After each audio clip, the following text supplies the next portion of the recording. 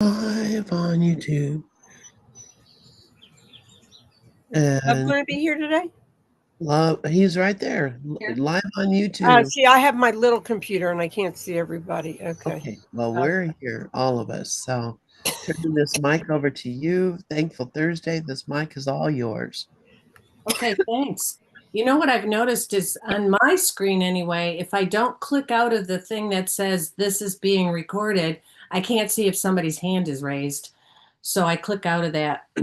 And so thankful Thursday. I'm glad to be here. And I've already said hi to everyone in the room. Sharon, well, Deb, I didn't say hi to you. I just said that you were in, and Sharon, Lynn, and Mickey, I guess you're on Pal Talk. So hello.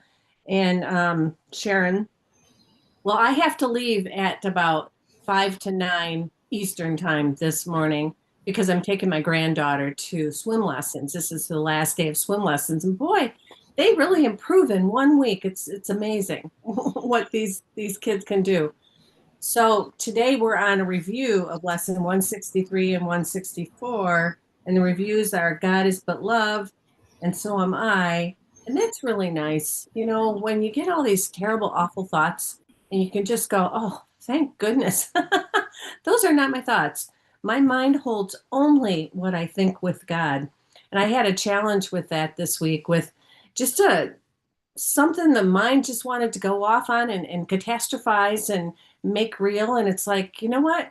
But I could see it. I could see it's like, this is just the mind doing what the mind does. It just goes off and running on whatever. If it's not one thing, it's another. And if it's not that, then it's something else. And so when you say no, so no, I'm not going to listen to you, it quiets down. It's like a dog that's yapping, yapping, yapping. If you don't give it the attention that it wants, then it will finally stop. We don't want to have intermittent reinforcement.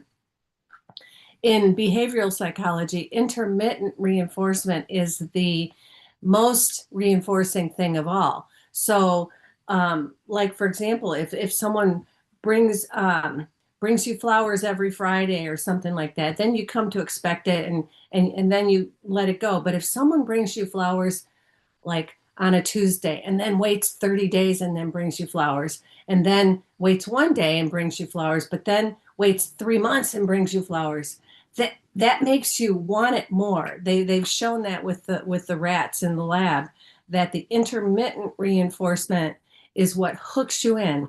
And I have no idea why I started talking about that. So I always say, Holy Spirit, speak through me, keep ego out. And I'm not really sure why that why that came up right now. Maybe it'll become clearer later. But I'm going to focus on lesson 164. Now are we one with him who is our source? And Ken Wapnick says, the lesson's main theme is vision, which reappears throughout the workbook and A Course in Miracles itself. The focus here is on helping us exchange our way of looking at the world, judgment and separate interests, for the vision of Christ, forgiveness and shared interests. And paragraph 1 says, what time but now can truth be recognized? The present is the only time there is. And so today, this instant, now, we come to look upon what is forever there, not in our sight, but in the eyes of Christ. He looks past time and sees eternity as represented there. He hears the sounds the senseless, busy world engenders, yet he hears them faintly. For beyond them all, he hears the song of heaven and the voice for God more clear, more meaningful, more near. The world fades easily away before his sight. Its sounds grow dim. A melody from far beyond the world increasingly is more and more distinct, an ancient call to which he gives an ancient answer. Excuse me. You will recognize them both, for they are but your answer to your Father's call to you. Christ answers for you, echoing yourself, using your voice to give his glad consent, accepting your deliverance for you. How holy is your practicing today, as Christ gives you his sight and hears for you, and answers in your name the call he hears. How quiet is the time you give to spend with him beyond the world. How easily are all your seeming sins forgot and all your sorrows unremembered. On this day is grief laid by, for sights and sounds that come from nearer than the world are clear to you who will today accept the gifts he gives. There is a silence into which the world cannot intrude. There is an ancient peace you carry in your heart and have not lost. There is a sense of holiness in you the thought of sin has never touched. All this today you will remember. So this line, there is a sense of holiness in you the thought of sin has never touched. I heard a talk by Maureen Muldoon one time. It was someone actually had called in or written in the chat group or something about how does she get over having been raped. And I think Maureen was raped once too. And Maureen's answer was so incredibly beautiful. This is basically what she said. She said, go through the feelings. She gave her practical stuff, but she said, something to remember is that there is a sense of holiness in you the thought of sin has never touched. She said, there's a place in you that is completely unaffected by what seems to have happened to you, and it's never been touched. And I just thought that that was the most beautiful answer, that there was this part of this woman that was still there, that's always there, that will always be there, that is completely unaffected and unscarred by what happened to her. And that's just so beautiful. And this lesson, now are we one with him who is our source? I've never really resonated with this lesson that much, but as I'm reading it now, I totally resonate with it, because what's happening in it's not even my life. I don't even feel like I have a life. It's just life being lived. And I seem to have this vehicle for that life that's coming through. But this talking about silence and just being quiet and looking past time, and the sights and the sounds of the world are calm. And I love in chapter 18, section 7, I need do nothing, where it says, this quiet center will go with you on all your busy doings. That is becoming more and more prominent in my life. And I'm loving it, just loving it. And just meditating, just going into the silence, not having anything but just, okay, let me go experience the silence, the stillness. And I think one of the things that helped me get to that place was how Joe Dispenza calls the no thing, the no place, the vast emptiness. He calls it the field of infinite possibilities. And he says the more that you stay in that, the more your life is going to change and become what it's meant to be, what God would have it be. And I think before I heard that definition of it, the emptiness, the vastness, the silence kind of scared me. The Course talks about that fear of God. And it's like, well, I don't know. It just seems boring. It just seems scary. It just seems like nothing. Why even bother with that? I mean, I knew what feeling the peace of God was like when I would read and then just stop and pause and not have any thoughts. And that felt really good. But to meditate on that emptiness or that silence, I never could do that. Never, never, never until this last year. And now I'm doing it all the time and I'm loving it. But that's because I'm not scared of it anymore. And because of Joe Dispenza's reinterpretation of it as the field of all possibilities. And even seeing it that way, in doing the work with Joe Dispenza, I started with wanting health and wanting, just wanting health, basically. And even that's going away. It's like, I don't have to want for anything.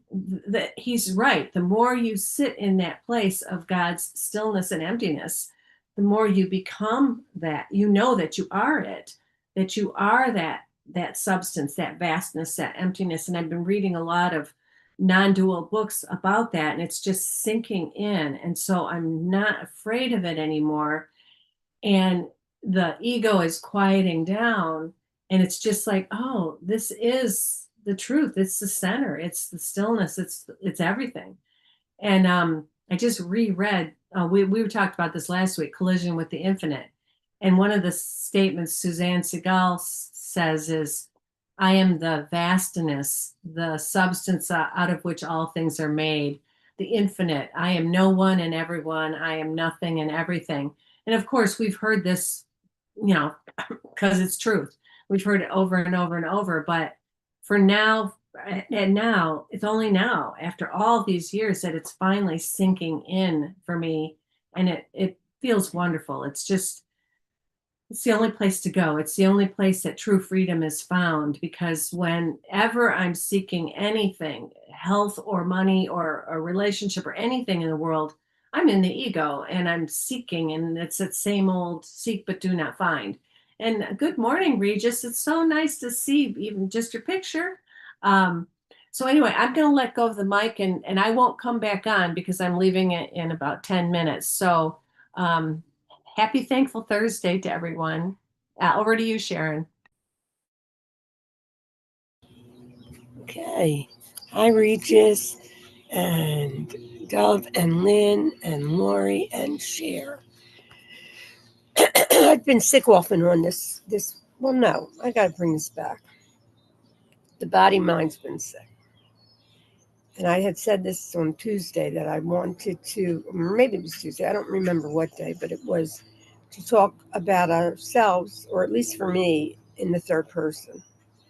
Because when you start to just sit in this space, and I love that infinite possibilities, Lorri, you realize that everything is that, and that we are truly wasting our energy thinking that these thoughts mean anything.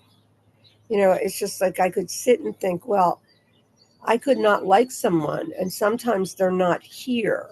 So if they're not here, why in the world would I think about them?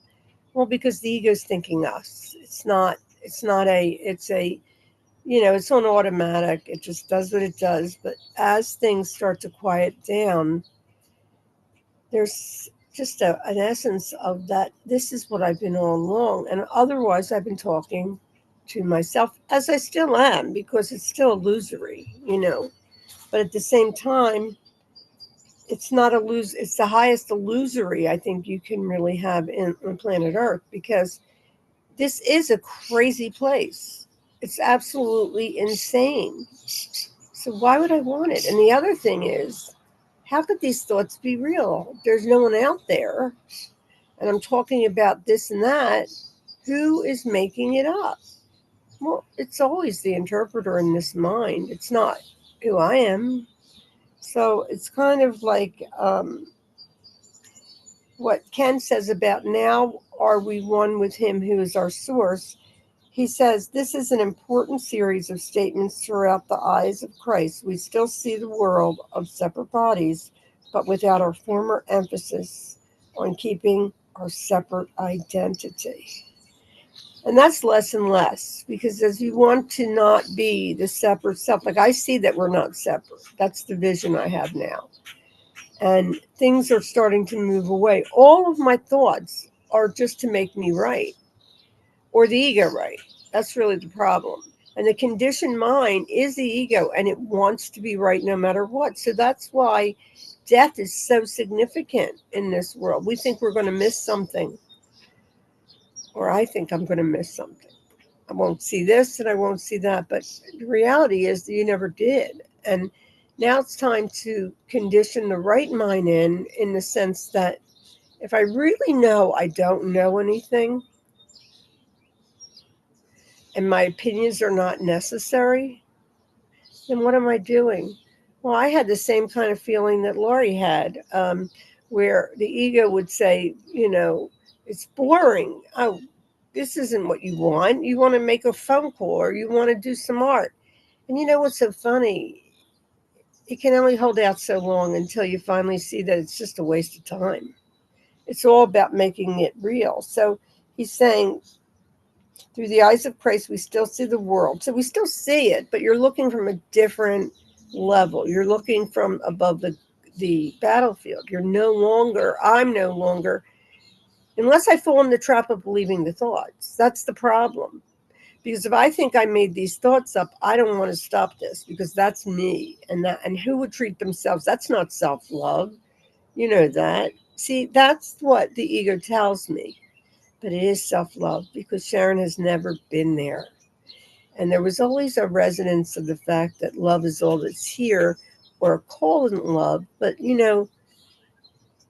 I still wanted to play in the dirt or the sandbox. And I still sometimes do. I'm not going to lie about that. But I'm not controlling it. What the only control I have is to just look and judge not. If I don't know, then I don't know. So he says here, but with former emphasis, is what Ken's saying, on keeping our separate identity, but holding someone else responsible for it. That is the point of the attraction of guilt, wherein we are attracted to seeing guilt in others. Now that's less and less too. I've lost the mesmerizing ability to care anymore about the ridiculous film that's playing in our world right now. You know, and it can't be good all the time because it's a field of opposites too, infinite possibilities. But also, if we're in the wrong mind, we are in the opposites. Once we're in opposites, we're insane. One minute you could hate someone, and then the next minute the mind can say, well, he's not really that bad. And that's basically the mind that doesn't know what I am, right?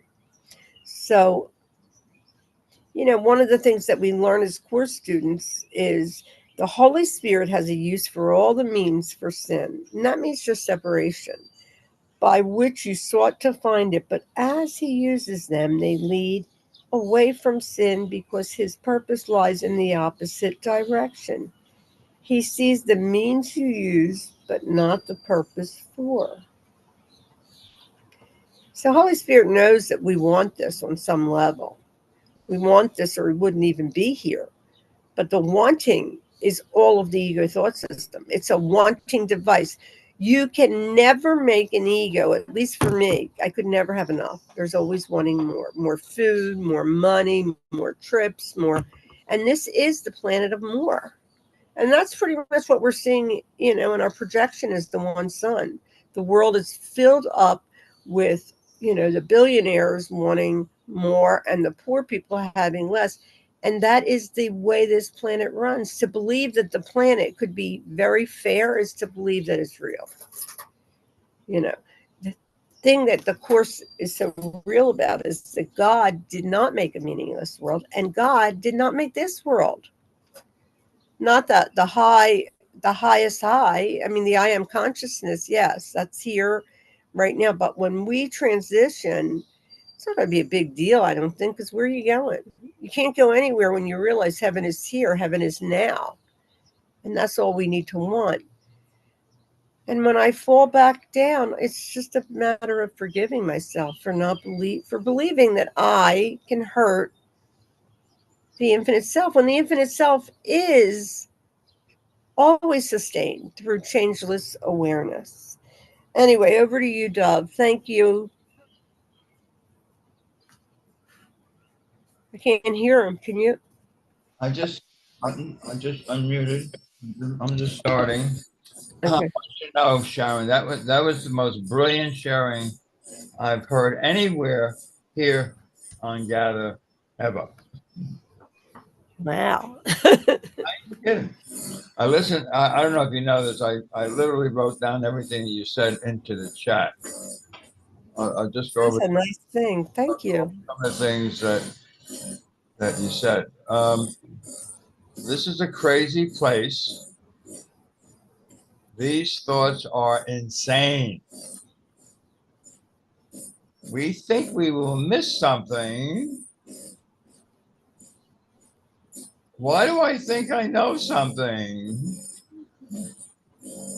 I'm not controlling it. I can only look and judge not. Yeah. The reason I felt it was brilliant is that's exactly what I was going to say in slightly different words. Recently, I know that some of you already heard me say this. For years, I had as my favorite paragraph in the course. What can you not accept if you but knew that everything that happens, everything, past, present, and to come, is gently planned for you by one whose only purpose is your good? So everything that we bitch about, complain about, worry about, afraid of, hold grievances against other people, only makes the pain more greater. We're, we're, we're eating right into the ego's dinner for us. The ego controls our thoughts. Ego controls what I see with my eyes. Ego controls what I hear with my ears. No wonder Jesus says, you have eyes that don't see, you have ears that don't hear, and a brain you think thinks. You listen to the ego. I mean, like when Ken Wapnick says my favorite lesson is lesson number 5, I'm never upset for the reason I think. You know, he says, if you think you can put your finger on why you're upset, oh, that dirty SOB person, you know, if it wasn't for them, my life would be wonderful. Really? No. You're upset because you're listening to the wrong teacher. You're listening to a madman in your head talking to you and believing, there's a good word, believing, meaning accepting all the bullshit lies, believing they're true. And there's no way out of that if you think that you're, excuse the expression, right. He says, hey, do you want to be right? Or do you want to be happy? Choose one. Sorry, you can't have both. Yeah. You know, those who think that, oh, I'm right because I saw it with my eyes. I heard it with my ears, and I meditated on it. Yeah, I meditated with a bullshit on it, is what happened. So after years of having lesson 135, paragraph 18 as my favorite paragraph, I came across one that really speaks to me now, because Jesus is telling us this over and over and over, and we don't really hear it. We think that we're right. Well, I like what Jesus says over here, and I like what Jesus says over there. Oh, I like these things too, and I love this lesson over here. I'm not really hearing what he's really saying. And this is what he says in the Happy Dream, chapter 14, section 2. Put it up here on the board in chat. He says, this is the hardest lesson that you will ever learn. Now, why is Jesus telling me that? He gives you 365 lessons and he tells you that this is the hardest lesson? Really? Personally, I think lesson 1 and lesson 2 is the hardest lesson, because I still believe lesson 1 and lesson 2 is the whole course. But people don't really see it that way. They have to hear Jesus say it, but that's okay. Lesson 1 says, nothing I see here means anything.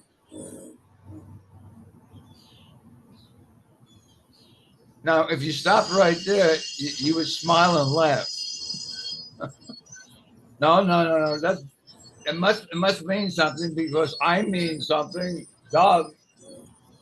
And then I listened to Keith say, this thing over here that you call you, that's a dream figure. You don't even exist. I love Keith. I mean, everybody loves Keith. You don't even exist. Oh, really?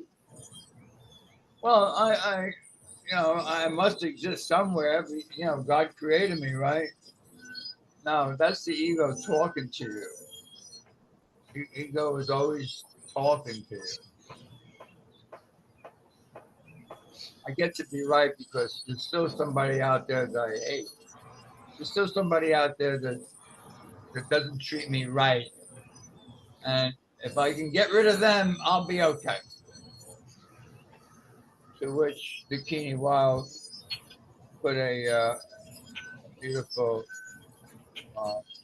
photo lesson on Facebook yesterday, which I put here a few times. I put it up here again. It's a picture which comes from lesson number 68. Love holds no grievances. Really? Love holds no grievances. This is what it says. To hold a grievance is to let the ego rule your mind. Well, I would never let the ego rule my mind. I still have some grievances. And to condemn the body to death. Huh? Well, I'm going to die anyway. I'm going to still hold on to the grievances. You know, I mean, what good is life if I can't be right about some of the things in life? I mean, I've been here a long time. I ought to know the difference between good and bad. But wait a minute. I'm going to die anyway, right? So what's the difference? Screw them. I don't care what Jesus says. But then you have to look up, what is death anyway? The ego says, well, death means that, you know, bye-bye birdie. You know, when it's your time to come, maybe you'd be 100 years old, but when it's your time to come, bye-bye, bye. No. That's not what death is. Death has nothing to do with the body. What is death? From the section 27 of the manual. Death is the symbol of the fear of God. Huh? I didn't know that. I thought death was bye-bye dove. No. Death is the symbol of the fear of God. That means literally. Thank you very much for putting that up. Oh, you putting the picture up. Death is the fear, is the symbol of, that means I don't stand a chance ever to remember that I am as love created me. I mean, Mickey sent me this picture, which I have pasted on my computer. I can't show it to you because it's on my hard drive there, on my computer tower. But it says, teach only love, for that is what you are. How can I teach love if I hold on to a grievance? Because a grievance condemns the body to death, which means I'm always going to live in fear. Well, that's a very small thing to pay. I was born in fear. I live in fear. I guess I'll die in fear.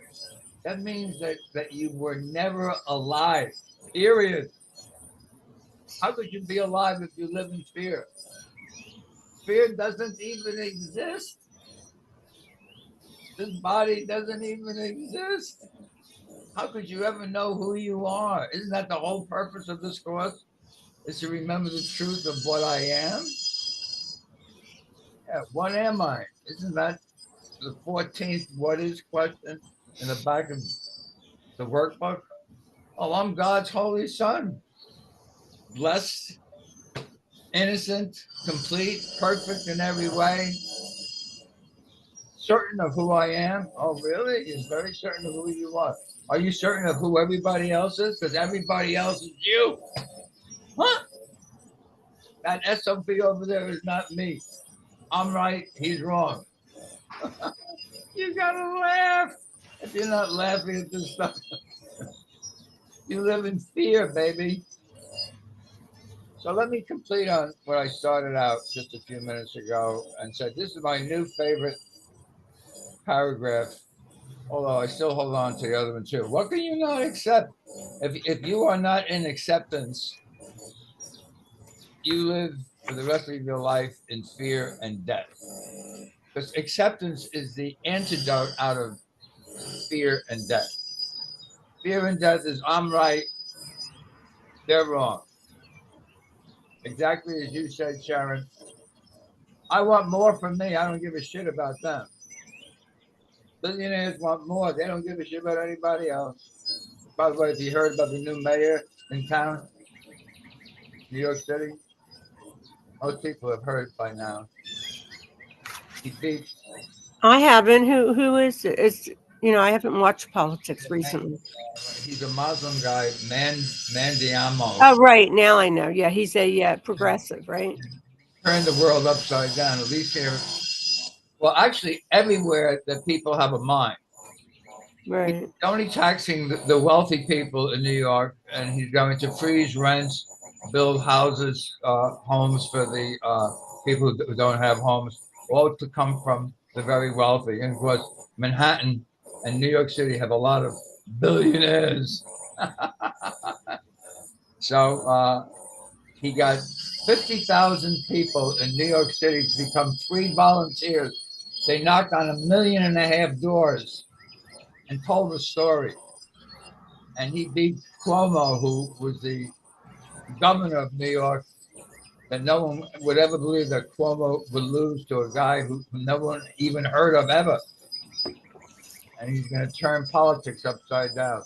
Of course, he was predicted by AOC Cortez up in the Bronx. He was predicted to be a winner. Also, I can't think of his name, the Jewish senator from Vermont, because they are the progressives, and they say, "Hey, listen, it's time for a big change. Change is coming." Back to my favorite paragraph. This is what my favorite paragraph says. This is the hardest lesson you'll ever learn. Now, that should tell you right there. I want to learn what this paragraph is saying. But this is the hardest lesson I'll ever learn, and I think I've been doing the course for years and years and years, and I don't know what this paragraph is saying. I must have my head examined. Well, you think the ego wants you to understand what simplicity is? And he says, this is the hardest lesson you'll ever learn, and in the end, it's the only one. What? You mean once I learn this lesson, I don't have to learn anything else? That's right. Let's see. This is the hardest lesson you'll ever learn. And in the end, it's the only one. The only one? I thought there's 360. Yeah, keep getting your mind busy with the 365 lessons and see where it gets you. Every year you come back and do it all over again. No, this is the hardest lesson you'll ever learn, and it's the only one. All right. What's the lesson already, Doug? Stop bullshitting me. Simplicity is very difficult for twisted minds. Quote, unquote. Huh? Oh, yeah. I mean, look at that again. Simplicity. Now, does that mean that Jesus is telling me that I have a twisted mind? That my mind is really a pretzel? That the ego may turn me into a pretzel? That's right. The ego turns you into a pretzel. You see everything upside down. That's exactly what it says in the course. This world is upside down, and you believe with a big lie, L-I-E, in the center of belief. You believe it's true. Look at those SOBs. If it wasn't for Donald Trump, I would be happy.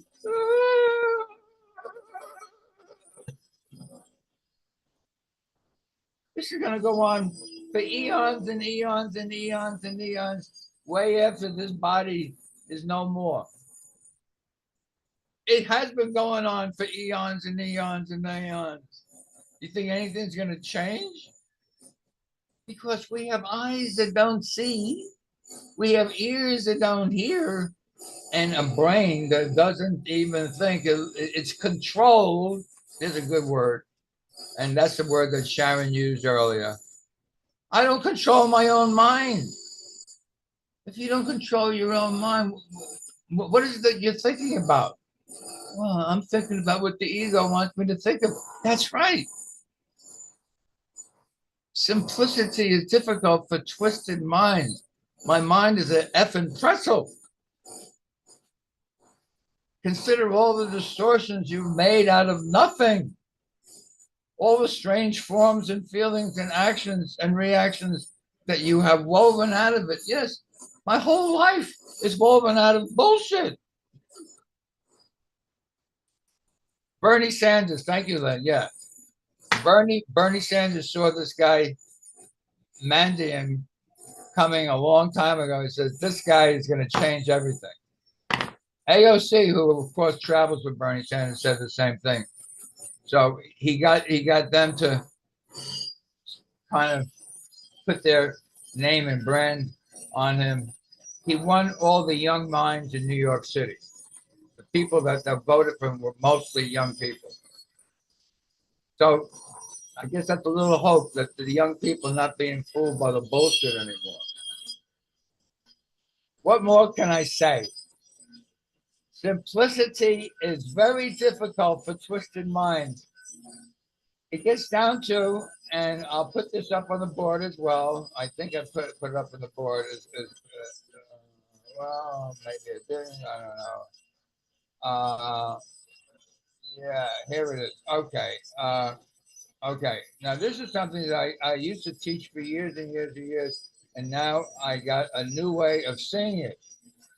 And I want to announce it here. I'm glad I'm including it here.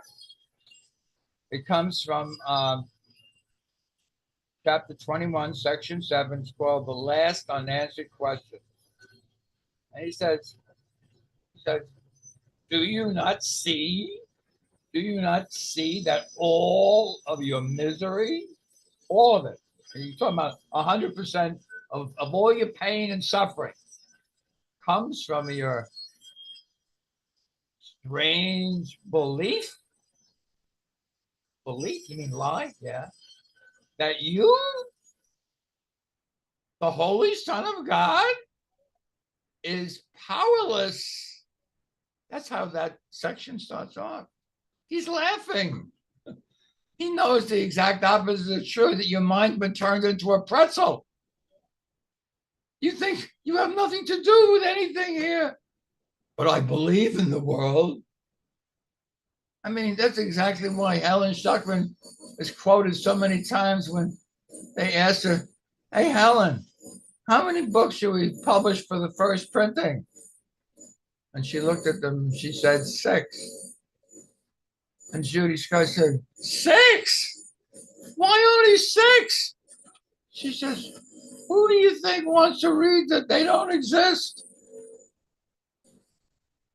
Oh, you want to read The Course in Miracles, all right. It's going to make you feel much better. Bullshit. It's a book. Get your head out of the book already. You don't hear what Jesus is saying to you. The truth is not in a book. A book is words, symbols, concepts. You're not a concept. You think you can learn from concepts? That's what the ego wants you to do, learn from concepts. Wake up, or else remain a pretzel. Come back and do it all over again. That's exactly what chapter 31, section 8, the last chapter, last section says, choose once again. Where you once made a faulty choice in the past, you can choose again. The truth is, I'm doing this to myself. Huh? I would never do this to myself. Oh yeah, really? Okay, so here's the part. That's the creme de la creme. This is that same chapter 21, section 7. Do you not see that all your suffering comes from your strange belief that you're powerless? He says, listen, you know what the last unanswered question is? It's not, do I want the peace of God? That's bullshit, because tomorrow you're going to say, well, I want something else. The last unanswered question is, are you willing? Are you willing to see what you denied? Because you denied the truth. Huh? do you mean I denied? I would never deny the truth. Oh, really? Oh, really? What is the truth? Well, the truth is I'm not a body. Truth is I'm free. Truth is I'm still as love created me. Love created me. No, I'd rather stay in fear. Well, what do you mean I'd rather stay? Well, that's what death is. Remember, that's what death is.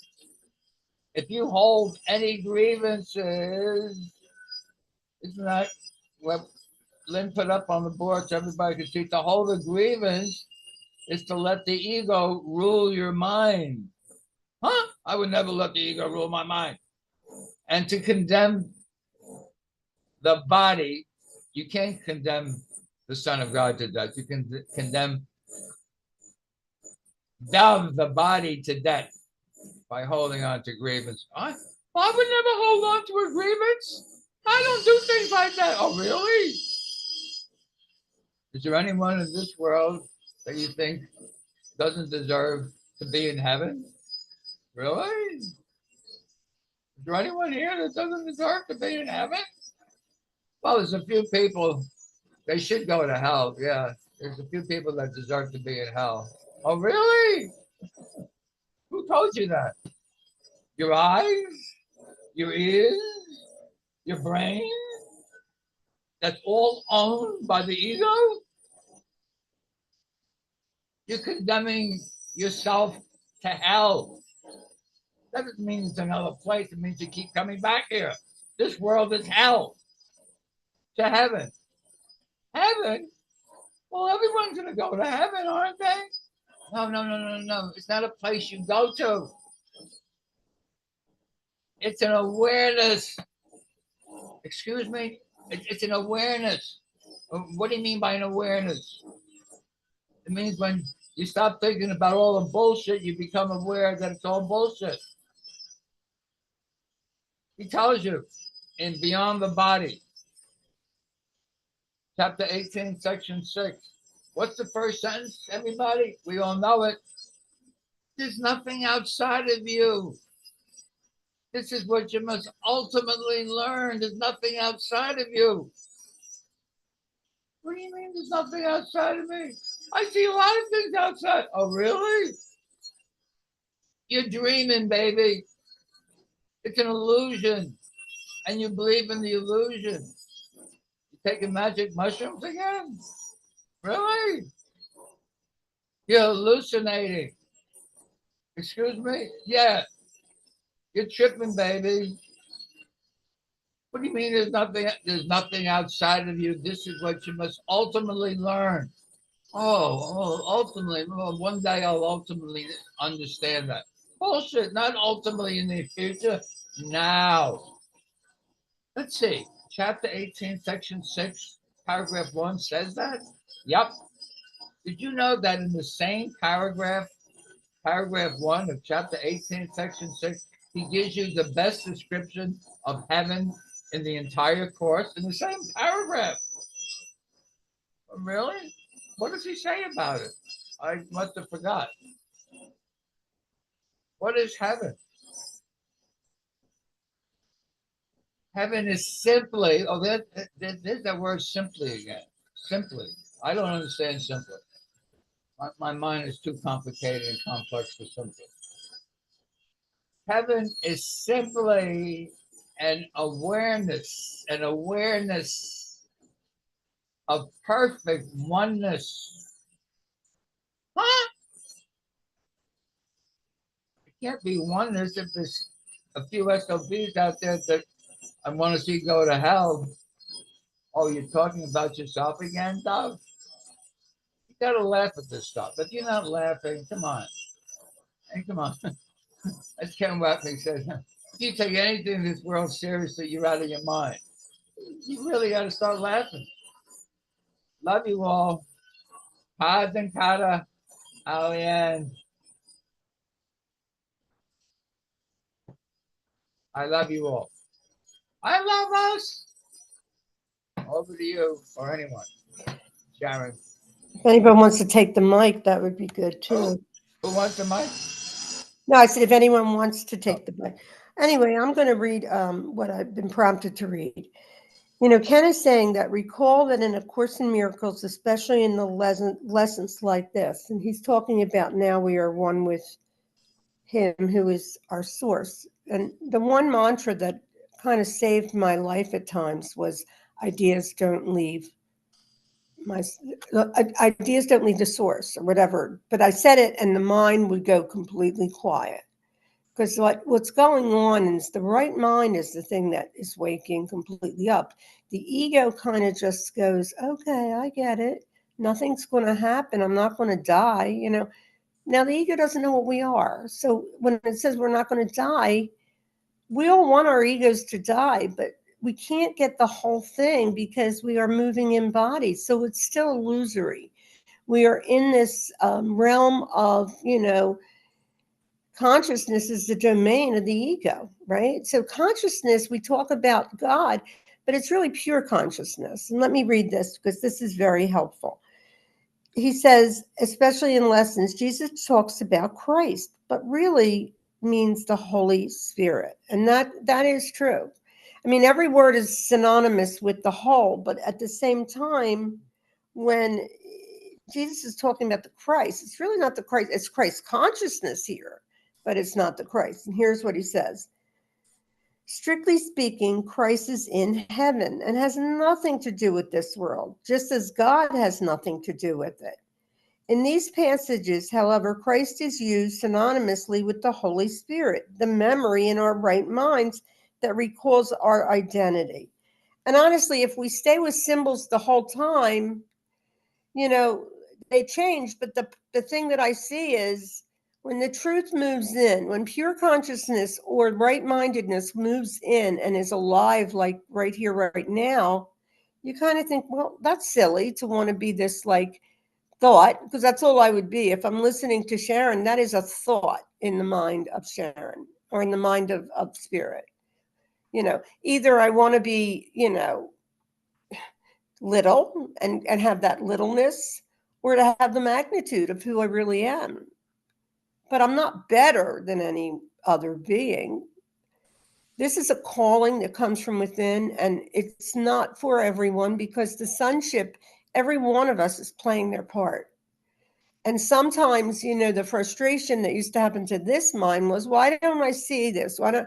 And I could say, well, I didn't want to, but this is all coming from the subconscious mind. And these obstacles to peace have to move out of the way. Without them moving out of the way, we are blind because those are concepts. But when we see the space of the ocean right here, right now, we realize that there's only God, that everything else here was just an illusory dream, like the rainbow when you're walking disappears. It's just ephemeral. And there's so much passion about keeping the separate self, but it's not for the reasons I thought they were. It's the fear. Because there's an unconscious thing that God will hurt this mind and I will be in exile forever.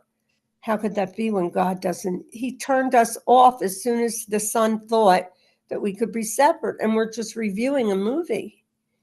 So what can happen to me in a movie, right? So he's saying here, this is the meaning of Christ's answers for you, echoing yourself with a capital S. We but speak to ourself, remembering it is ourself. We but call to ourself, remembering it is our call. So what the call, you answer the call from within. There was a time that I really didn't listen to what Ken was saying. You don't tell other people about this process. Every path is perfect. You can't, you know, I felt like, oh, I wish everybody would get out of hell. Little did I see that I'm only seeing my own thoughts, right? And when I realized that the perfection of the infinite is that every one of the brothers and sisters that we believe are separate are in a perfect unfolding of God, but God consciousness, you know? And I will tell you that, you know, I mean, there's so many teachers that have taught me. I've listened to you for years, and sometimes I had like a lot of obstacles, and now they seem to have fallen away. And, to really look at the fact that everybody always says, well, you didn't want this. You don't want this. You don't feel worthy. It's all happening by itself. Every brother, every sister is unfolding perfectly, including this mind. It's funny because my husband loves to watch, mysteries, and so do I, or anything that's like dramatic. And I thought that would hurt my progress, but it doesn't, because the phenomena has absolutely nothing to do with who we really are. The phenomena is that it's a movie in our mind. The movie in the mind means nothing. You know what means something? Love. That's all there is. And so when I call love and I say, well, I don't really like him, but I can see it's a call for love. That's training the mind, the ego mind, to move out of the way and the right mind to take its stand as a teacher of God. But to be a teacher of God, all you have to be is willing, right? So Jesus refers to the holy instant. How quiet. Do you remember when you were younger and you'd go to the beach and you would like see the shells and put those shells up to your ear, and there was a resonance of a past love? Now, of course, it's not as powerful as I could imagine that, Christ is in God in heaven, because this is just a play. But you know already that you don't know anything. The love that we are is higher than anything could ever be, because there's no separation between the Father and the Son. This mind had a lot of grievances with the language of the course. That was like a thing that I had to let die off, mainly because I really didn't grow up Christian. And I think a lot of Christian people have a problem with it too. So it's the way the ego sees this. It's the way the ego will try to say, listen, I'm real and you're not. The Holy Spirit is the only thing here, folks. That's it. That is all there is. So if the body dies, and the thing about death that is so perfect is the ego wants to make us wrong and we will die. But who is dying? And yes, it is true that Helen, in everything I've read, that Helen thought nobody would want this. And that's where I was for a while. And I still go there sometimes, but I realize just forgive it. And it's not like I say to myself, I forgive it. I look and I judge not. I just look. It's just, again, the desire for only one thing becomes everything, right? Because there is no one here that is not the holy higher self. No one. We are all the awareness. And it is true that Keith Kavanaugh was probably, the guidance I had was to go to Keith a lot over the years, because Keith shortens this very quickly. And I never sat and read the book like I have all Ken Wapnick's journeys, so I will be doing that as my guidance tells me to unfold, because Ken is so intricate. But the truth is that I already know. The knower knows who it is. And Sharon is going to physically not be here, but she's not here now because I am made up of the same consciousness as everything. So the voice that you hear is only a voice, and every single voice is an echo from the past, every voice. So as I am the Christ in heaven, I am Christ consciousness here in this present moment now.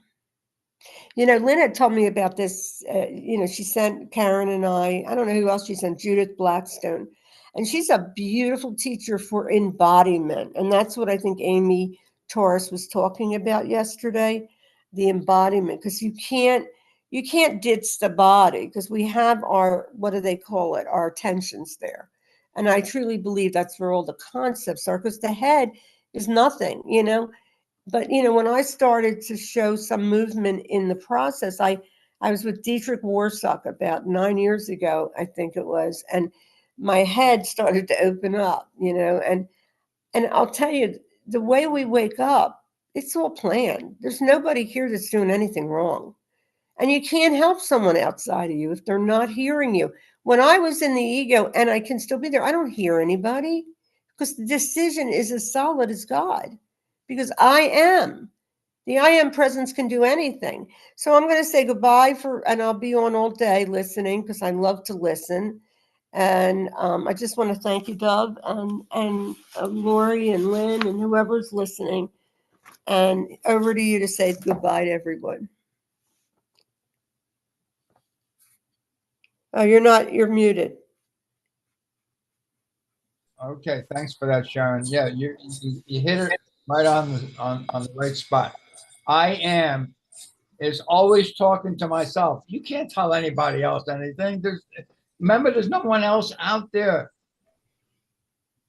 You're always speaking to yourself. I wanted to add one other thing. I got into the thing that in the last unanswered question, are you willing to see what you denied because you're denying the truth? I used to say that all the time, and I didn't realize I was talking about myself. I'm in denial of myself. I'm in self-denial. I realized that just the other day. I was looking in the mirror shaving, and I'm going over those words. Are you willing to deny the denial of truth? And what is the truth? We are the light of the world. Light has nothing to do with anything physical. There's nothing my holiness cannot do. That's the light of the world. And I got that from listening to Ken Wapnick's. He has a series called From Darkness to Light. I'll be sending it out shortly to those people. From Darkness to Light.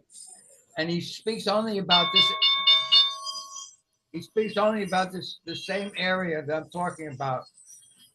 Are you willing to deny the denial of truth? Yes, I'm willing to deny the denial of truth. And what is the denial of truth? I am not this body. I am the light of the world. But I've been denying I'm the light of the world by thinking that I'm talking to other bodies. That's the ego's using you as a pretzel. That's upside down thinking. You think you're talking to somebody, Dove? You're always speaking to yourself. There's no other self here. There's only one self. How many times do we got to tell you? What is heaven? It's simply an awareness of perfect oneness. Oh, no. There's two-ness. Is somebody listening to me? Bullshit. You're talking to yourself again, Dove. Thank you all for listening. Turning this mic on over to you, the one, the only. This is Oma Gonzalez. Back to you, Lynn. Thanks, Sharon, and thanks, Lorri, and thanks all for being here listening.